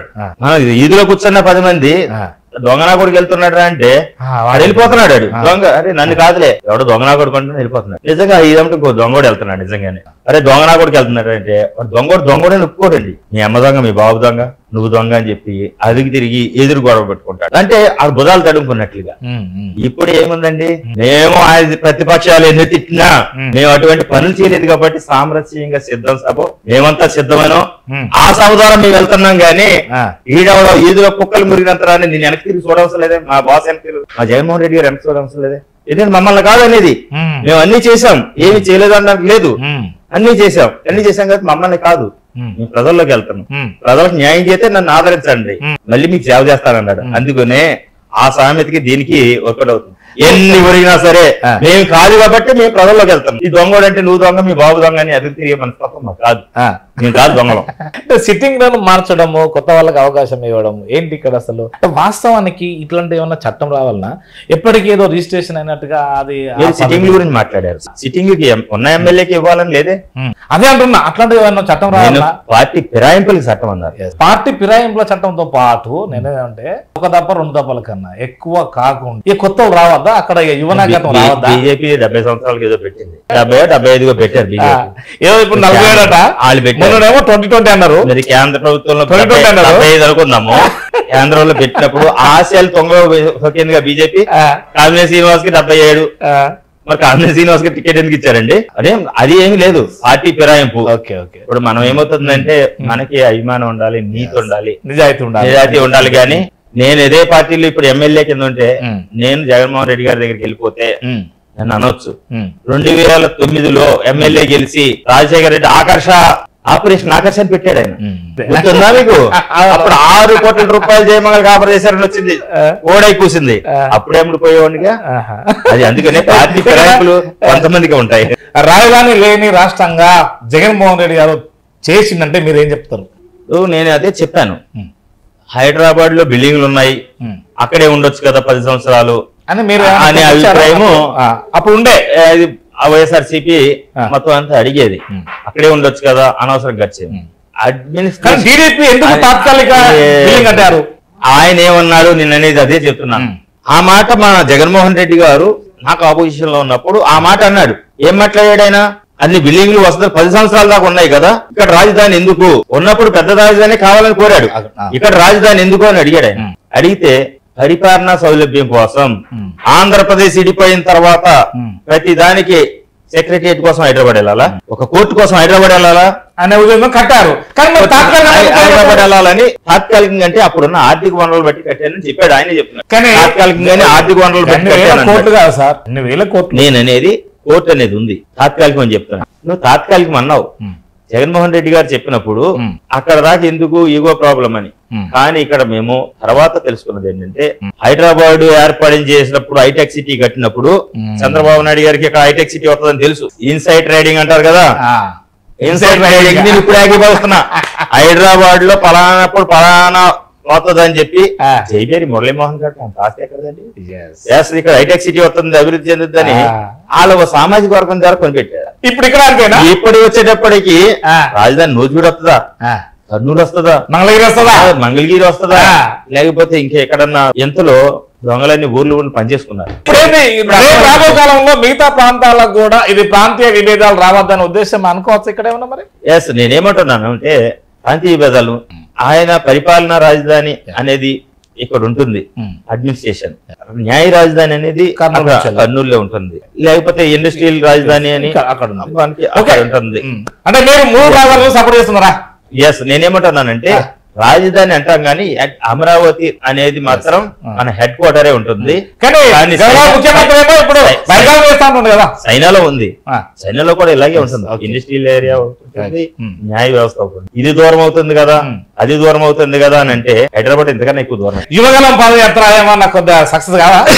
సక్సెస్ అయిందని వాళ్ళు అంటారు కదా. లే, యువగలం పాదయాత్ర రాజశేఖర రెడ్డి గారి పాదయాత్రల ముందు నేను ఏదైనా దిగుదూర్పు అంటాను, ఏదైనా మన జగన్మోహన్ రెడ్డి గారు చేసిన పాదయాత్ర సంచలనం. చెల్లె షర్మిల గారు ఆంధ్ర ఆడపడుచు తెలంగాణ కోడలు రావడం వల్ల ఎవరికి మేలు జరుగుతుంది? మాకు తెలిసి వైఎస్ఆర్సీపీకి ఏం మైనస్ ఉండదండి. మీకైతే మైనస్ ఉండదు? మాకు తెలిసి ఉన్నది గారు. ఎందుకంటే జనసేన ఈ బీజేపీ టీడీపీ పాత్ర ఎలక్షన్ అయిపోయిన తర్వాత ఎలా ఉండబోతుంది? ఎలక్షన్ అయిపోయిన తర్వాత అసలు జనసేనకి సింబల్ మీదే గ్యారంటీ లేదు. అయ్యో, ఎందుకు కోట్లు కామన్ సింబల్ కింద ఎలక్షన్ కమిషన్ ఎక్కడ వస్తుందో తెలియదు, గ్లాస్ వస్తుందో గరిట వస్తుందో తెలియదు. అది తెలిసి గ్లాసు ఆయన అన్నాడు పగిలిపోతుంది కదా అని, దాన్ని ఉపయోగించాలో ఉపయోగించుకుంటే పొద్దునగా తెగిద్ది. కానీ ఆ పగిలిపోయిన గ్లాస్ పెట్టి ఉపయోగించుకుని మనసు కూడా తెగింది. తెలంగాణ ఫలితాలు తీర్మారైనాయి, ఇక్కడ కూడా కాబోతుంది అన్నది వాళ్ళ అభిప్రాయం. మీరేమంటారు? తెలంగాణ పార్టీ వస్తే ఎలక్షన్స్ రిజల్ట్ ఇంకో పార్టీకి ఇచ్చాయి, ఇక్కడ కూడా అట్లా వేస్తుందని వాళ్ళు భావిస్తున్నారు. ఏంటి వాళ్ళు 2 సార్లు ఇచ్చారండి వాళ్ళకి అవకాశం. అదే రాష్ట్రం విడిపోయిన తర్వాత 2 సార్లు అవకాశం ఇచ్చారు, పరిపాలన బాగుందని అభిప్రాయం చేత. కాళేశ్వరం కట్టారు, అది తెలిసిన తర్వాతే ఆటోమేటిక్ గా వాళ్ళకి ఇంత మోసగాలని తెలిసి 2019లో 23 సీట్లకే టీడీపీ పరిమితం కావడం గల కారణం ఏంటి? అసలు చేసిన ఏమవుతుందంటే పోలవరం ఉంది, కేంద్ర ప్రభుత్వం నమ్మలేదా? అందుకని పోలవరం మీద గొడవ ఇప్పుడు ఆ నమ్మకం ఎందుకు ఇడిపోయారంటే వీళ్ళు పోలవరం మీద వాళ్ళ మెగా కన్స్ట్రక్షన్స్ వాళ్ళు చెప్పి ఇప్పుడు ఆ నమ్మకం మేము ఇస్తాము, మా కోట వేయండి, జగన్ గారిది రాక్షస పాలన అది తీసేద్దాము. నేను ఇక్కడ చెప్పేది చాలా స్పష్టంగా బీజేపీ ఎందుకు సహకరించలేదంటే మొత్తం కేంద్ర నిధులు ఏవైతే ఉన్నాయో రాజధానికి ఇవ్వండి, టెంపరీ పెట్టారు, పర్మనెంట్ పెట్టలేదు. 1500 కోట్లు ఎంతో ఇచ్చింది రాజధాని కోసం. దీని పోలవరం కోసం 1000 కోట్లు ఇస్తుంది. 1000 కోట్లు ఇస్తే డయాఫామ్ వాల్ ఏదైతే ఉందో నువ్వు కాపర్ డ్యామ్ కంప్లీట్ చేయకుండా డయాఫామ్ వాల్ కంప్లీట్ చేయడం ఏంటి? అది నచ్చగా కేంద్రానికి నచ్చగా నిధులు ఆఫ్ చేసింది. దాంతో గొడవపడి వీడు పెట్టట్లేదు కదా ఇండివిజువల్ వెళ్ళిపోదామని గొడవ పెట్టుకుని నాశనం చేశాడు. అది ప్రజలు గుర్తించారు. ఈయన స్వార్థం కోసమే ఈయన టేకప్ చేశాడు కానీ కేంద్రానికి ఇస్తే ఎప్పుడో కంప్లీట్ అయిపోయేది. రాజశేఖర రెడ్డి గారు ఇంద్రాసాగర్ కలది కాలువలు పూర్తి చేశాడు ఆయన. ఇది ఆఫ్టర్ డ్యామ్ కట్టడానికి అంత టైం పట్టదు, అలాంటిది ఈయన అంతా జాప్యం చేసి స్వార్థం కోసం అని చెప్పి కేంద్రం సహకరించలేదంటే మోసగాడని అర్థం చేసుకునే ఖచ్చితంగా ప్రజలు బుద్ధి చెప్పి జగన్మోహన్ రెడ్డి గారు. సో ఇప్పుడు ఏంటంటే అసలు జగన్ అప్పులు తీసుకొచ్చి కేవలము ప్రజలకు పంచుతున్నాడు, అది మేము కూడా చేస్తాం, మేము అంతకన్నా ఇంకా 1000 రూపాయలు ఎక్కువ చేస్తాము అంటున్నారు. మీరేమంటారు? ఇప్పుడు ఏమన్నా ఈయన జేబులో తీసుకొచ్చేస్తాడా? 4000 ఇచ్చేస్తారు పెన్షన్ అంటాడు, సబ్సిడీలు ఇచ్చేస్తున్నాడు, పేదలను సోమరిపోతులు చేస్తున్నాడు అన్నాడు. ఏమైనా ఒకసారి బుద్ధి ఉండాలి. నీ కొడుకులు నీకు తిన్నంత ఆస్తి ఉంది చంద్రబాబు నాయుడు గారు, నీకు సంబంధించి ఇప్పుడు పేదవాళ్ళు ఉన్నారు, కరోనా టైం కూలి లేదు, ఏమీ లేదు, డ్వాక్రా గ్రూపులు కట్టడానికి కూడా లేదు. ఆ టైంలో అప్పు చేసి ఒక తండ్రి అనేవాడు అప్పు చేసి ఒక ఇంట్లో అమ్మిస్తాడా? అప్పులు చేశాం. కరోనా టైంలో 2 సంవత్సరాలు కరోనా టైంలో ఏవైతే సబ్సిడీలు ఉన్నాయో మా డ్వాక్రా మహిళలు రుణాలు కూడా కట్టకపోతే బ్యాంకులు ఆ రుణాలు కట్టడానికి కోసం టీడీపీ ఆ విధంగా ఎక్కడ కట్టిందండి? మొత్తం డ్వాక్రా మంగళసూత్రాలు కూడా ఖచ్చితంగా కదా సార్, ఆయన అన్నారు బంగారంతో సహా ఇచ్చేస్తాం అన్నారు బ్యాంకులో. నేనన్నా నా దగ్గరికే వస్తున్నారు చెప్పేటప్పటికి. నేను అదే అనేది బ్యాంకులో మొత్తం రుణమాఫీ చేస్తానని చెప్పి 10,000 రూపాయలు విడతల వారీగా ఈయన ఇచ్చేటప్పటికి నేను రుణమాఫీ ఎప్పటి నుంచి నేను అందుకని అంటున్నాను. ఆ విధానాలు నచ్చే నాకు ఈయన చెప్పిన విధానాలు అమలు చేయడేమో అని భయంతో నేను ఇంకా పార్టీలో కొనసాగా. కానీ ఈయనన్నీ అమలు చేసేసాడు కాబట్టి ఆ పార్టీ కానీ ఈ పార్టీ బెటర్ అని ఇందులోకి వచ్చాను. ఇది 2014లో మేనిఫెస్టో, స్వర్ణాంధ్రప్రదేశ్, మహిళా సారికత, రకరకాలు, తర్వాత బాబత్ జాబస్తది, రకరకాలు. తర్వాత ఇది మీ మేనిఫెస్టో. ఇప్పుడు మీరు ఈ పార్టీలో ఉన్న మేనిఫెస్టో ఇది 2 పేజీలు, అది 56 పేజీలు. ఇండియా అసలు ఏంటి? ఇప్పుడు మనకు ఒక పరిపాలన విభాగం ఇట్లా చేసుకోవచ్చు అని మనకు ఉన్నాక కూడా ఆయా పార్టీలు మేనిఫెస్టో పెడితే మరి ఇంప్లిమెంట్ చేయకపోతే చట్టరీత్యా చర్య తీసుకోవాల్సిన బాధ్యత ఇప్పుడు ఏముందంటే పైవాళ్ళన్నా పాటిస్తే పైవాళ్ళు చర్యలు తీసుకొచ్చండి. తండ్రి ఇప్పుడు ఆవెళ్ళి చేలో వేసింది అనుకోండి, ఫ్లోర్ గట్టి మీద మేది కదా. కేంద్రం వాళ్ళు ఏదైతే మేనిఫెస్టోలో పెడుతున్నారు అది కాంగ్రెస్ బీజేపీ అని కాదు, ఏ పార్టీ అవ్వచ్చు. వాళ్ళు మేనిఫెస్టోలో పెట్టి వాళ్ళు చర్యలు తీసుకోకపోతే అసలు తండ్రి మీద చర్యలు తీసుకునేది ఎవరుంటాడు? ఇప్పుడు ప్రధానంగా చంద్రబాబు గారు కూడా అసలు ఇప్పటి వరకు ఉపాధి ఇవ్వలేదు, ఉద్యోగాలు ఇవ్వలేదు, జాబ్ క్యాలెండర్ ఏది వాళ్ళు ప్రకటిస్తామన్నారు ఎవ్రీ ఇయర్, అది చేయకుండా కేవలం అప్పులు తీసుకొచ్చి ఏది పేదలు వస్తుందంటే మీరేమంటారు? ఇప్పుడు మనిషి బతుకుంటేనే కదా ఇవన్నీ బతుకుండాలి. రోడ్లు అభివృద్ధి కాలేదు అని అంటాడు. నీకు శుభ్రంగా పేదవాడికి సుఖంగా బతకడానికి 2 సంవత్సరాలు లేదండి. వాడు కూలికి వెళ్ళా సబ్బుకుంటాను, డబ్బులు లేవు, వాడు ట్యాక్స్ అంటాడు. అందుకని రోడ్ల అభివృద్ధి కొంత కుంటుపడింది. అదే విధంగా ఉద్యోగాలు ఇవ్వాలి. రాష్ట్ర గవర్నమెంట్ ఆదాయం ఉంటేనే కదండి ఉద్యోగస్తులు ఇవ్వడానికి కూడా అంత ఆదాయం. ఈ నవరత్నాలు ఎంత మేరకు అందున్నాయి అనుకోవచ్చు? 99% అని జగన్మోహన్ రెడ్డి గారు చెప్తున్నారు. కానీ నేనైతే కనుక 100% అది నేను చూసా. ఎవరైనా రాలేదు అంటే మరీ మీకు ఎమ్మెల్సీ ఇచ్చిరాని ఎవరైనా సరే నేను ఏకీభవించాను, కానీ ఎమ్మెల్సీ కోసం కాదు. నేను ఆ పార్టీ తరఫున 1 సంవత్సరం వరకు తిరిగానండి. నేను విధానాలు నచ్చకబట్టే ఆయనతో 22 సంవత్సరాలు కాపురం చేశాను ఆ పార్టీలో. కాబట్టి దాన్ని నాకు మోసపోతే ముట్టేయడానికి 22 సంవత్సరాలు కాపురం చేసినప్పుడు ఇంకో 10 సంవత్సరాలు చేయడానికి నాకు ఇబ్బంది ఏమి ఉండదు, అడ్జస్ట్ అయిపోతాను. కానీ ఇప్పటికైనా తెలుసుకుని ఇక్కడికి వచ్చాను. ఎందుకంటే నన్ను పెన్షన్ విధానం అడిగిన వాళ్ళందరికీ పెన్షన్ కార్డులు, వాలంటీర్ వ్యవస్థ. ఇంతకు ముందు వాలంటీర్ లేకపోతే ప్రతి దానికి తహసీల్దార్ గారు ఆఫీస్ ఇవాళ రాలేదు, ఇంకోటి రాలేదు, సచివాలయాలు నేను ఎంఆర్ఓ గారు ఆఫీసు అపాయింట్మెంట్ ఇస్తాను, సీసాపురం వాళ్ళు లేకపోతే నేను తీసుకెళ్తాను మండల ఆఫీస్కి అని చెప్పి కింద కార్యకర్తలు దండుకోవడం, తెలుగుదేశం లీడర్లు దండుకోవడం, ఏ పార్టీ అధికారులు ఉంటే ఆ లీడర్లు. డైరెక్ట్ గా గ్రామ సచివాలయం వచ్చింది, ఎవరికి లంచాలు లేవు, డైరెక్ట్ గా వెళ్తుంది, ప్రతి లబ్ధిదారుకి అకౌంట్ లో పడుతుందండి. అంటే జన్మభూమి కమిటీలో ఏదైతే SC ST సప్లైన్ గానీ రకరకాల ఈ కార్పొరేషన్ నిధులు గానీ ఉంటాయో అయ్యేమవుతుందంటే నీకు వచ్చే ఏదో సబ్సిడీ 50,000 వస్తుంది, నీకు లోన్ ఇస్తున్నాను జన్మభూమి కమిటీ ద్వారా, 25,000 నాకు ఇయ్యి, 25,000 నువ్వు ఫ్రీగా ఉన్నది. అట్లా అలాగే తీసుకున్నారు. నేను 100% అలా చాలా మంది ద్వారా జరిగినాయి, లంచాలు తీసుకున్నారు. ఓకే, ఇప్పుడు అలా కాదుగా. ప్రతిది కూడా బ్యాంక్ లో నిజంగా పేదవారికి అసలు ఏం అవసరం, వాళ్ళకి గాని వాళ్ళ పిల్లలకు గాని చదువు. ఎందుకు బతుకుతున్నావురా, పిల్లలకు పని ఎందుకు చేసుకుంటున్నావు అంటే నా భర్త తాయితందనాలు ఆడతాడు, బతివాడిది, నేనేదో అంటులతో బతుకుతున్నాను. కానీ పిల్లవాడు ఫీజు కట్టలేకపోతే అందరి పిల్లలు శుభ్రంగా చదువుకుంటున్నారు, కాన్వెంట్ లో చదివించాలి. దానికోసం ఫీజు కోసం ఏమైంది అంటే దానికోసం తల్లి అంటులు కడగాల్సిన లేకుండా ఆవిడకి ఒక భరోసా ఇచ్చి ఇంగ్లీష్ విద్య నేర్చేది అదొకటి అయిపోయింది. ఆ మద్యపానం గంతగానో రేటు పెంచారు, నేను మంచి మద్యపానం బతకస్తా అంటున్నాడు. మరి శంఖంలో పోతే తీర్థం అవుదని ఏ పార్టీలో పోతే నేను సారానే కదండి. అది కదండి. ఇంకోటి మంచి మధ్య ఉన్నాయి. వాస్తవానికి మీరు చెప్పండి, పేదవానికి అందకుండా చేసి మీరే కదా, పేదవాడికి అందకుండా చేస్తే తాగడం మానేశారా? నేను అంటే రేటు గురించి తాగడం మానేశారా, లేకపోతే ఆరోగ్యం గురించి తాగడం మానేశారా? సరే, కొంతమంది అందకుండా చేశారంటే సంతోషమే కదా. మొత్తం మద్యపానం నిషేధం అన్నారు, కనుక కాలే కదా అది. ఎడతలవాదిగా చేద్దామని మొత్తం మనం అందరూ కూడా దేశాన్ని మార్చేద్దామని రాజకీయాల్లో ముచ్చటేంటి అసలు చివరిగా చెప్పండి. నేననేది వైనాట్ 175 అనే దానికి ఇప్పుడు అన్నారు కదా, సాధ్యపడిన మేము హామీ ఇవ్వలే మేనిఫెస్టోలో. అందుకనే ప్రతిదీ కూడా పేద ప్రజలకు వెళ్ళింది. చేస్తేనే నాకు ఓటేయండి అన్నాం గానీ నేను చేస్తాను ఓటేయండి అని మాత్రం జగన్మోహన్ రెడ్డి గారు చెప్పలే. మరి ద్వారా ఏదో చేసిన దానికే నాకు ఓటేయండి, రుణం తీర్చుకోండి అన్నాడు. ప్రభుత్వం వల్ల మొత్తం లబ్ధి పొందిన వాళ్ళందరూ కూడా నాకు ఓటేయండి అని అడిగారు. కానీ నేను వచ్చిన తర్వాత వెంజి గారు కొంటాను, బంగారం కొంటాను, లేకపోతే నీకు నెక్లెస్ చేయించానని వచ్చిన తర్వాత అంటే 100% చేసింది విధానం నాకు నచ్చింది. నేను అదే పద్ధతిలో వెళ్తున్నాను. నేను ప్రజలకు ఏదైతే చేశానో మీకోసం ప్రతి విషయంలో ఎవరైనా అన్యాయం చేస్తే ఆ సెటిల్మెంట్ అన్నారు చూడండి, ఆ విధంగా మీ తరపున పోలీస్ స్టేషన్ వచ్చి పోరాడాను.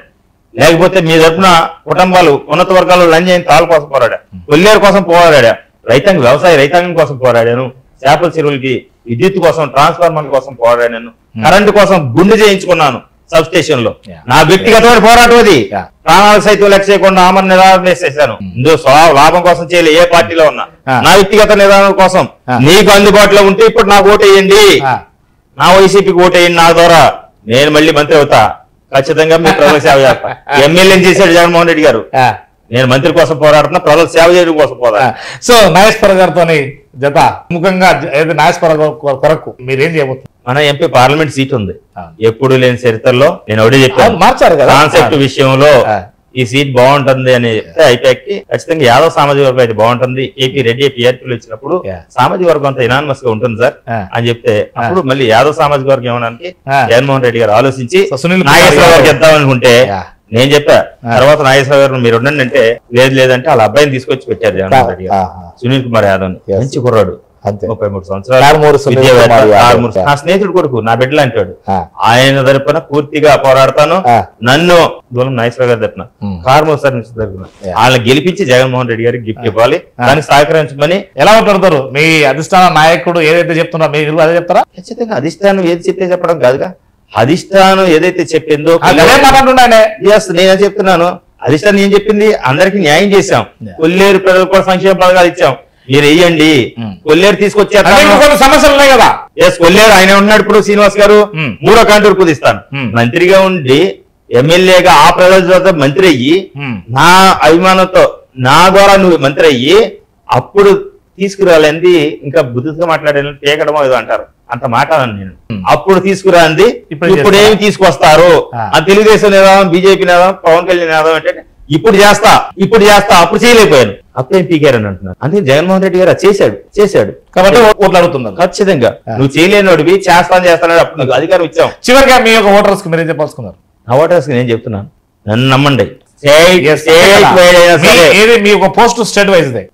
నా కాన్స్టిట్యున్సీ అసెంబ్లీ, నా కాన్స్టిట్యున్సీ కైకులూరు కాదు, అసెంబ్లీ కాన్స్టిట్యున్సీ ఉంటుంది. అసెంబ్లీ కాన్స్టిట్యున్సీ ఎమ్మెల్యే అభ్యర్థులు కాబట్టి ఎన్నుకున్నది అసెంబ్లీ కాన్స్టిట్యున్సీ. నాకు స్టేట్ వైడ్ గా ఒకటే నినాదం, మాకు అనేది రాళ్లు కొట్టుకునే వాళ్ళు ఉన్నారు, సమాజంలో చక్కగా మంచి బాగా బతుకుతున్నారు.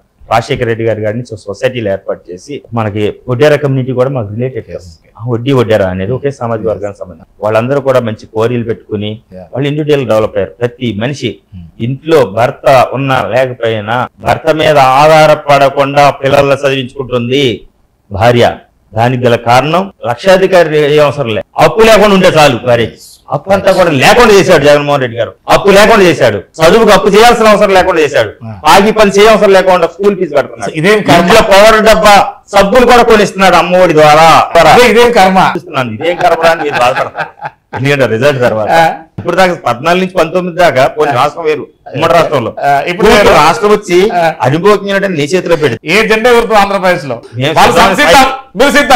సంసిద్ధం అంటే నేను సిద్ధమైన తర్వాత మీరు సంసిద్ధం అంటున్నారు. ఎందుకని ప్రకటించినోడు ధైర్యవంతుడు, గుర్తుపెట్టుకోండి. నమస్కారం సార్, ధన్యవాదాలు.